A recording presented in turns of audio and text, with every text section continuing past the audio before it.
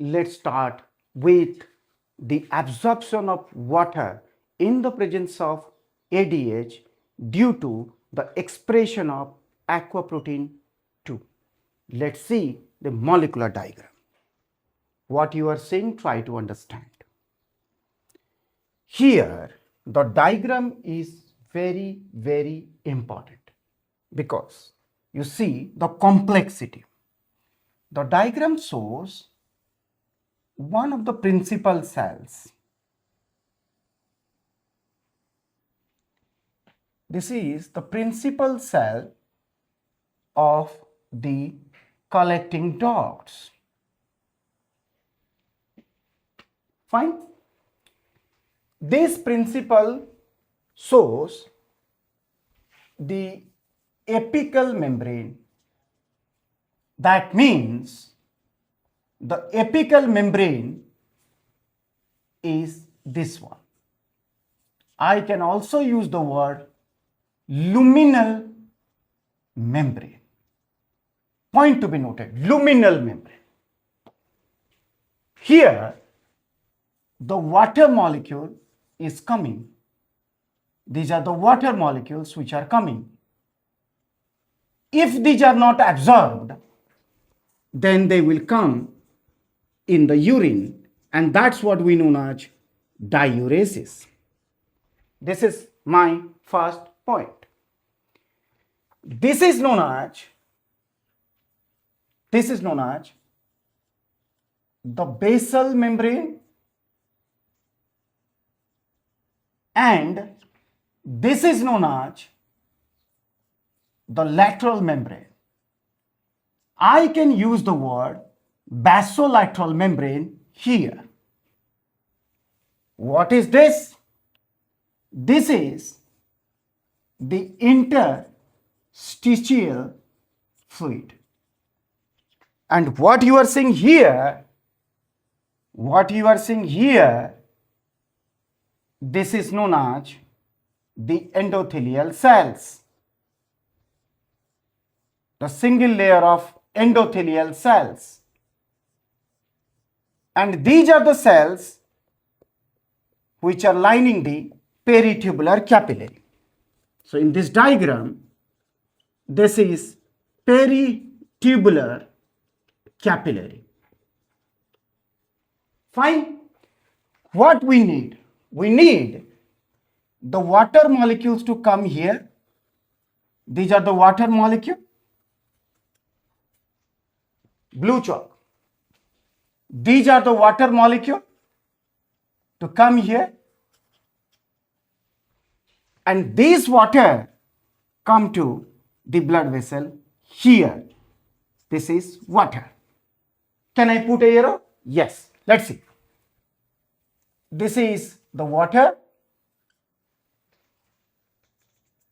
This is the water.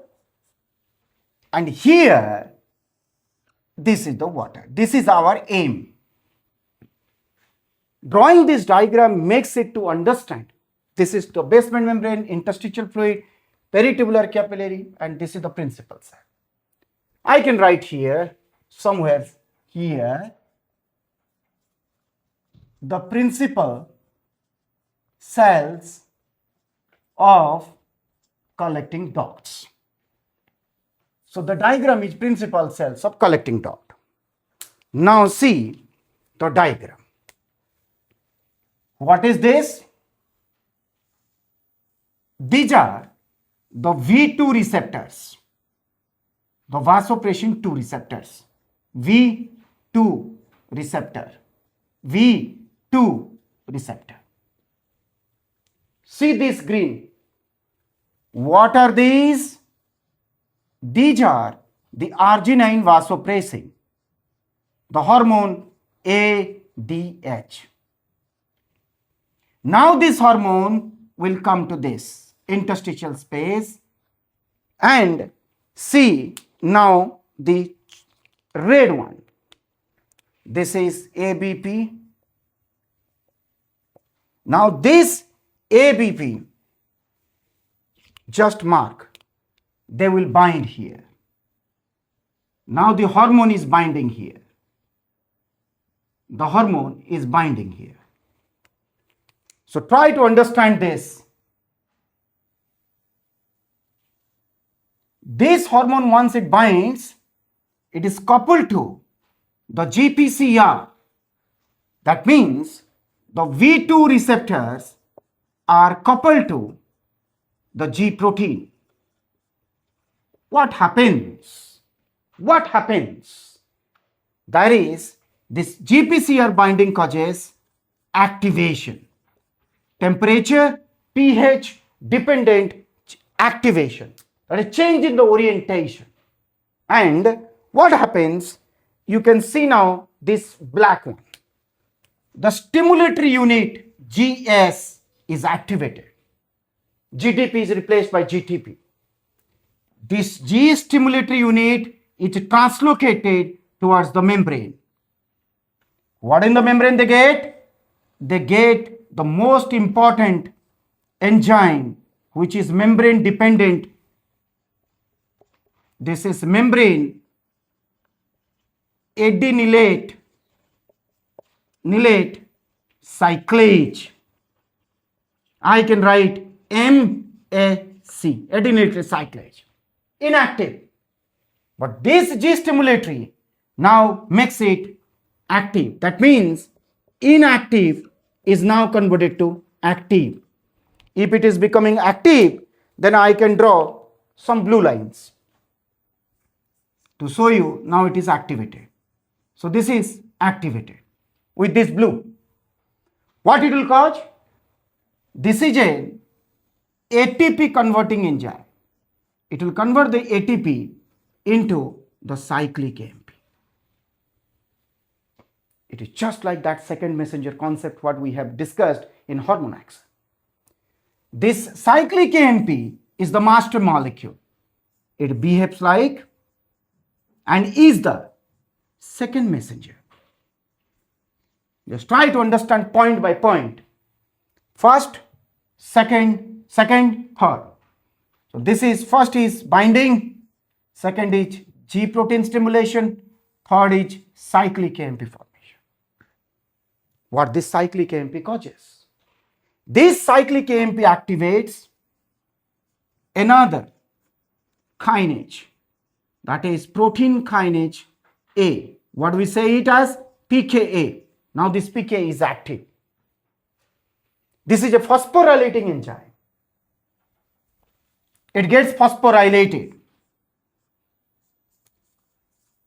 The PKA phosphorylation, that means addition of the phosphate, activates the PKA. This PKA has a very important function. This PKA activates, now you can see my red one. This red, it activates a protein known as EPAC. This EPAC stands for exchange protein activated by cyclic AMP. EPAC. It is of two types, but here is one, and this is exchange protein directly activated by cyclic AMP. It activates the EPAC. This is one point. Second point, you just see, it also activates the PKA phosphorylation. PKA phosphorylation. This PKA phosphorylation and EPAC mediate very important function. They go to the nucleus. So in the diagram, this is the nucleus. This is the DNA binding element, because transcription factors, translational proteins will lead to this aquaporin concept. So what they do, they just stimulates the aquaporin 2, AQP2 synthesis. This is one point. They increase The translation activity is increased. The second protein is here that binds with the cyclic AMP response element. This is important. The cyclic AMP response element. Here also this binds this PKA phosphorylated protein. It binds here and triggers further the aquaporin 2 synthesis. I can draw another one. And once this is increasing, this EPAC, it has two functions. It stimulates this and it also causes intracellular release of calcium. Very, very important. It also prevents, this one is important, minus this extracellular reaction kinase 1, 2, that means the MAP kinases, it inactivates, and phosphodiesterases, which are negative for this PKA phosphorylation. They are also negative for this EPAC. So EPAC has the function, it decreases their expression, activities. Consequence what? AQP2 protein is increased. Now this protein comes to the cytoplasm in the form of vesicles. Now please see my blue pen. These are aquaporin 2, aquaporin 2, aquaporin 2, aquaporin 2. So these are 4 in number, tetrameric. Now this Golgi vesicle will go towards the membrane, apical membrane. And this transportation is mediated by the calcium, which is released by this EPAC. That's the important point. Phosphorylation of the PKA also causes the release of calcium, but very, very less. Now the membrane fuses. This transportation is mediated by the snare, just like the normal structure, the trafficking of the vesicles. ATP dependent mechanism.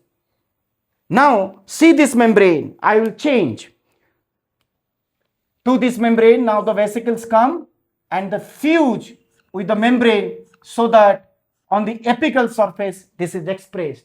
What are these? These are nothing but the aquaporin 2. The aquaporin 2. These are the proteins. Now the water will come, bind with these aquaporins because now it is permeable. In the presence of this, it is permeable. So what are these? These are water absorbing channels and they are known as aquaporins. What do? They bring out water reabsorption. This is the beautiful diagram showing the molecular mechanism. Now where the water is? This is the water you are seeing. These are the water. Now these are the water. This water now comes through the cells and this is the beautiful one. Now water reaches the basolateral surface. This is water. And in the basolateral surface, please see my red one. This shows the presence of the normal constitutively expressed aquaporin 3, aquaporin 4 and 5, but here is 3 and 4. The water goes, comes to the interstitial space. Already I have drawn this water, and this water by the bulk transportation, it comes to the capillary.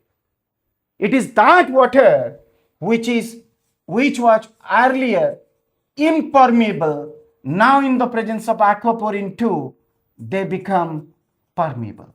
Through the apical membrane, they are absorbed, come to the cytoplasm, then through this aquaporin 3 and 4, which are commonly expressed, they make the water to go outside. Now the water is in the interstitial space, comes to this.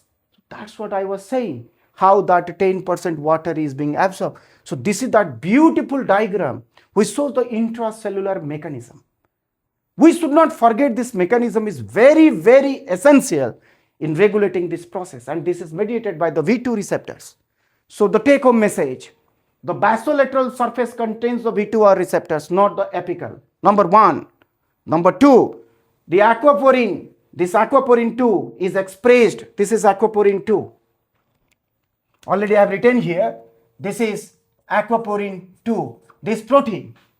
This is the vesicle containing 4 aquaporin 2s. So it is apical surface, they are expressed. And these vesicles go and integrate them also. Calcium ATP dependent mechanism. And after this water is absorbed and this action is stopped, now these are re-enter endocytic mechanisms of these proteins. They come, they attach to the vesicles, come to the cytoplasm. It means in the normal, when osmotic gradient is normal, isotonicity is maintained, this arginine vasopression is not there, the ADH is not there, these aquaporins are cytoplasmic in nature. But once the APP is being present, then they come to the apical membrane. So this is the take-home message.